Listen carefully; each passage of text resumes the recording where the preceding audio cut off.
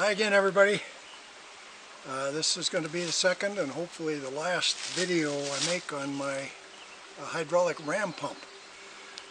If you saw my first video, you saw that the test of the pump worked, and since it worked under test conditions, I have the confidence that I can make it work up here. I'm up at the creek now, just below the spring, and I have laid in 40 feet of pipe. That's already in place, and I made a strainer for the top end of it, and that works. And I had really good flow coming out the end that I'm pretty sure will drive the pump. And I have a length of hose running quite a ways up the hill over the ridge, so that'll be a really good test to see whether it works now. And then I still have some hose to install at the top from there down to the tree, but if I can get it over the ridge, I can get it down to the tree. So now I just brought my stuff up to sweat the pump onto the end of the pipe. Oh, I also lifted the strainer end of the pipe out of the water while I went down to get my stuff, so that by now it should be drained and dry so I can sweat on the pump. And as soon as I get the pump sweated on, I'll screw in the hose fitting, and then I'll lower the strainer back in the water, fill the pipe up, get it flowing, and then start pumping water, hopefully. So I'll try to show you as much of that as I can. So let's get started. First, I'll show you the pump site. There's the copper pipe. It ends right there, and there's no water coming out of it because it's, as I said, I've lifted the other end out of the water. So the pipe runs up, and I'll go up and show you the other end of it. So this is the top end of the pipe, and as you can see, I lifted it out of the water and it's held up there by that stick. But you can see the strainer I made for the end of it. And after I solder the pump on, I will lower this back in the water and it'll start operating. Okay, torch.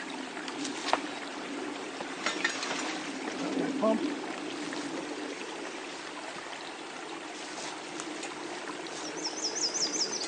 I've already cleaned up the inside of this joint, but I'm going to do it again.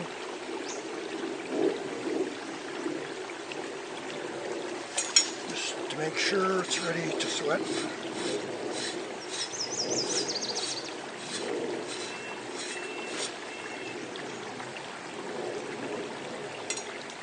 Looks pretty good.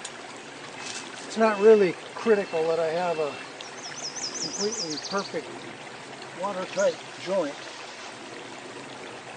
for this application, but I like to make them perfect anyway. Okay, now let me clean up this end. Now that should be dry because it's been draining, but it's not exactly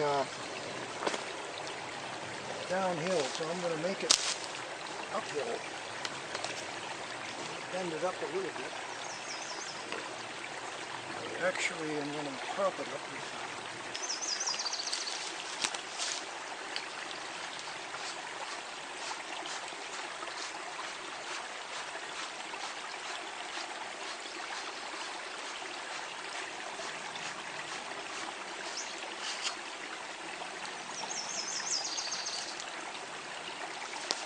Okay, now I need a flux applicator. I didn't bring one, but I'm pretty sure I can find one in the woods. There's one right there.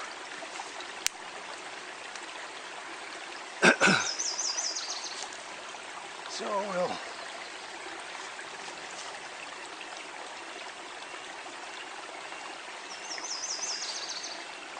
flux up the inside of this joint.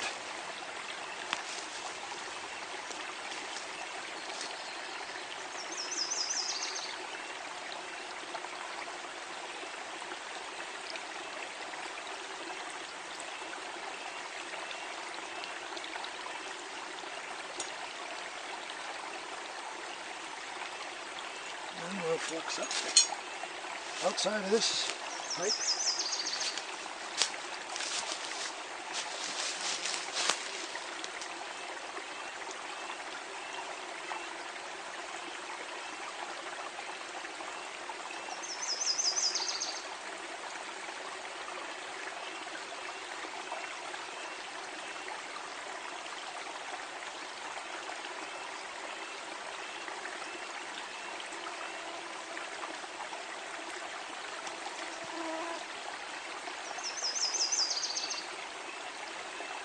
Pipe is dry inside, so there's going to be no problem.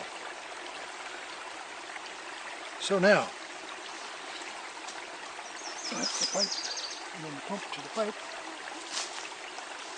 Footing is really bad around here. It's just unpredictable as you get close to the shore or the water.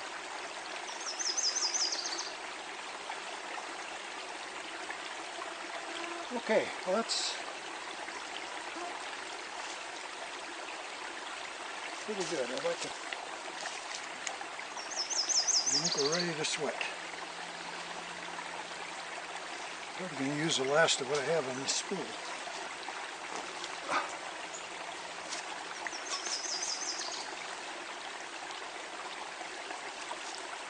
Now when I sweat long pipes, I preheat the pipe away from the joint. And I watch as the heat makes its way to the joint. Otherwise, the cold metal sucks heat away from the solder jar.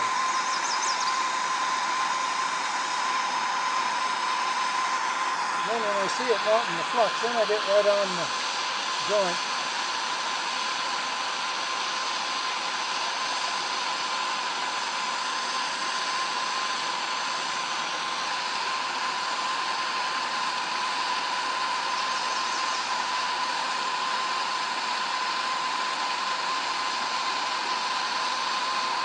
Okay, sucking it up all the way.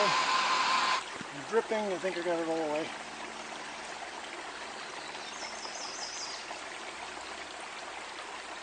I have this handy tool I got from a dentist or somebody, I don't know.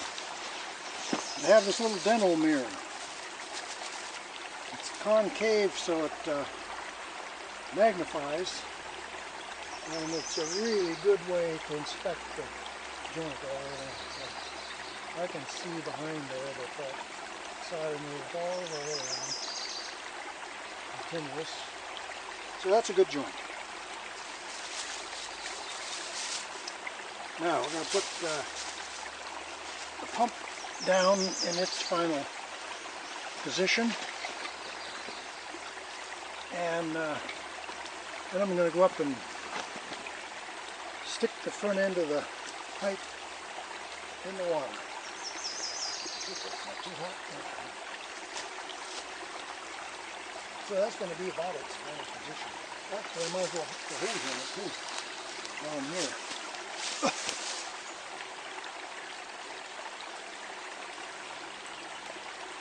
This has a washer that looks good enough. So let's place it later.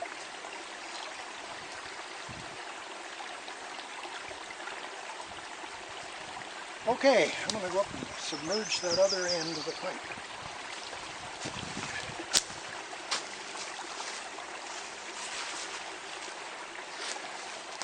Maybe it'll start running before I get back. Nothing yet? I've got a hump in the pipe here that needs to come out. Oh.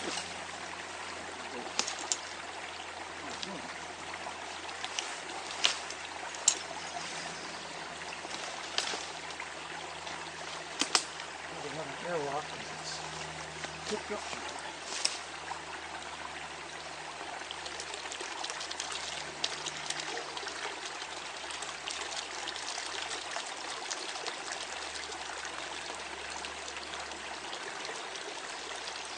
Now there's some air in the pipe that's making the flow slower. As soon as that air works its way out, we'll get a lot stronger flow.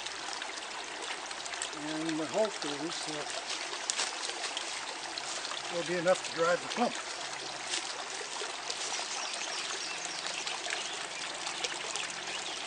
Well, I'm not happy.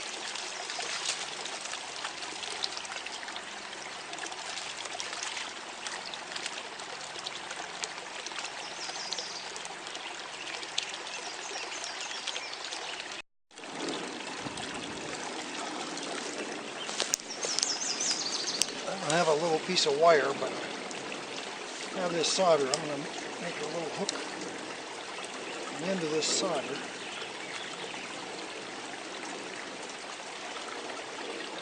See if I can't grab that flapper valve and pull it up. I think it's just stuck behind it.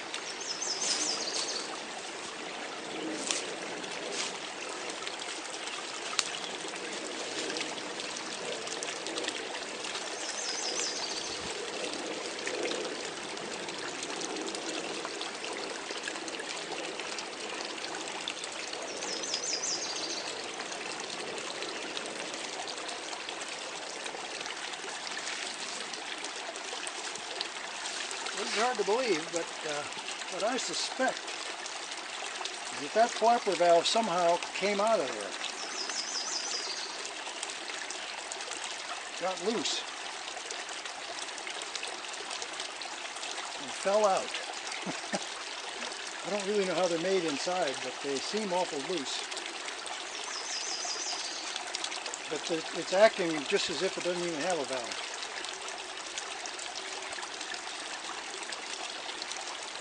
When it's past lunchtime, we're going to consider this a setback, not a failure. And I'll have to go back to the drawing board and see what's happened. I went back, had my lunch, and then decided to come back up here and bring a wrench with me and take that valve off, bring it back and diagnose what in the heck is wrong with that valve. So I brought my Stilson wrench up, twisted the valve off the end of the pipe and looked at it, and it was healthy. There was a flapper in there after all. But then with the valve off, I noticed that the water flow coming out started increasing. First it gurgled like it was blowing out some air, and every time it would blow out some air, more water would run until pretty soon there was just this solid, steady state laminar flow, pretty high pressure water squirting a geyser about this high in a 3/4 inch stream. So I'm thinking that the valve had restricted the flow of water enough so that it didn't flush out all the air that was in the pipe. And so the air slows down the flow of water, and then the valve slows it, or keeps it slow, so that it never makes it out, and the water never does establish much of a dynamic pressure because there's too much air in it. Well, with all that air blown out, I could see there was no more air in the pipe, and it was just roaring. So I put the valve back on, and as soon as I did, it started pumping. And I was really happy because and it pumped at a much lower frequency than I expected. I'll bring you down there and show you that later. But I went back, had my lunch and a short nap, just really happy that the pump was pumping. And when I hooked it up, I also hooked up the hose. And the hose runs up the hill over a ridge and down a ways. And so while I had my lunch and a nap, it's been about an hour now since I was up here, I was thinking that if it stays pumping, that may be enough time to get the water up to the end of this hose. And that's where I am now. I'm at the end of the hose that I strung last week, and I have yet to string hose from here, the end of this one, through the woods to the tree. And so I just brought up the hose for that purpose, and I'm not sure if it's enough, but I think it might be enough to reach the tree. But all the way up here, carrying this stuff up, I'm thinking the best possible thing is if I could I could find, that water is coming out the end of this hose that I put in here last week. And sure enough, just moments before I started the video, I looked and there's water coming out the hose, which means it's pumped it all the way up here and it's ready to hook up to a hose to keep pumping it. But I wanted you to see what I saw, which is just makes me really happy. And so I'll show you a close-up of what I saw, and then I'll continue and take you down to the pump itself and tell you and show you some more stuff.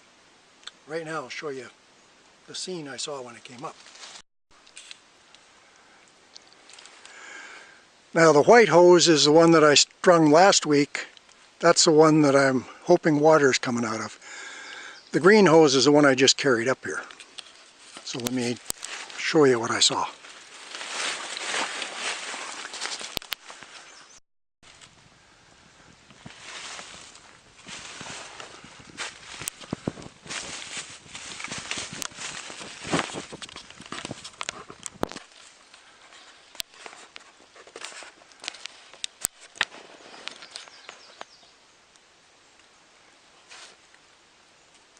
It's not much, but it's what I want. And you can see it spurts at the frequency of that pump. That was one thing that amazed me, is the slow frequency of the pump. What I'm going to do now is I'm going to hook the green hose to the white hose. Then I'm going to string the green hose through the woods up past this big rock underneath those orange leaves. I'm going to go to the left of the rock and head about that direction, and I think that's where Andrew is. Looks in pretty good shape, so. Join these hoses.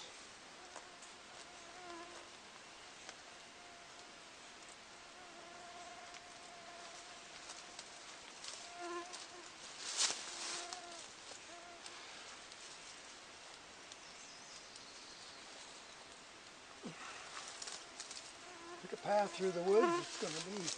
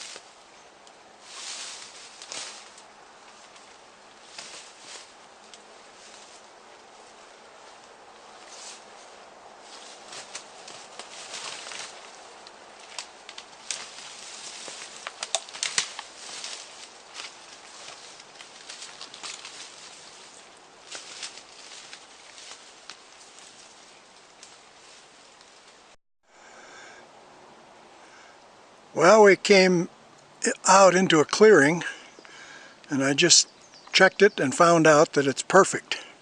We are right on the property line. If you look uphill, you'll see the property boundary stake right there. It's Forest Service land on the left. And this is a trail that goes right down, kind of on the property line, right down to Andrew, right down the hill. So we're almost there.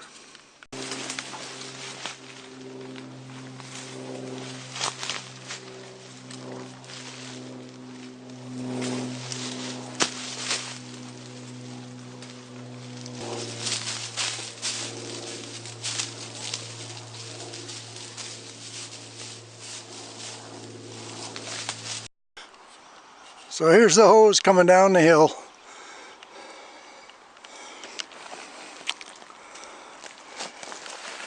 Here's where we run out of hose. And here is Andrew. The bonsai giant sequoia tree. 11 years old, or 12.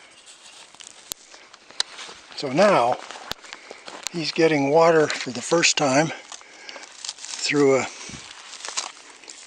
irrigation system. I used to have to carry buckets of water up.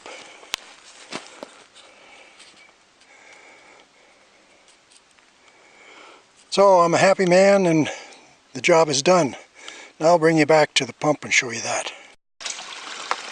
So there's my the end of the copper hose and the screen strainer that I have to keep stuff from going in there. If you listen, you can hear the pump going. So we'll go down and take a look at it.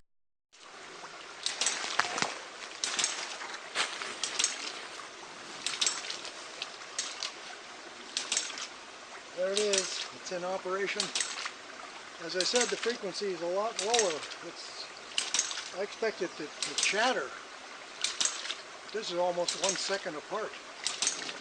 But it doesn't matter because the only important thing is that it develops enough pressure to get it up over the ridge and down to Andrew, and it's already doing that. So I consider it a success. This has been running since a little after noon, sort of for a couple hours. And it seems to be in steady state, so I expect it to run unattended for quite a long time. And if it needs attention when I get up here, then I'll do that. But you're looking at a very happy man. I had a lot of setbacks with this project, a lot of mysteries, and success came all of a sudden. So I couldn't be happier. Couldn't be in a better place. Lots of serendipity at work here. I'll zoom in and give you a close-up of that pump.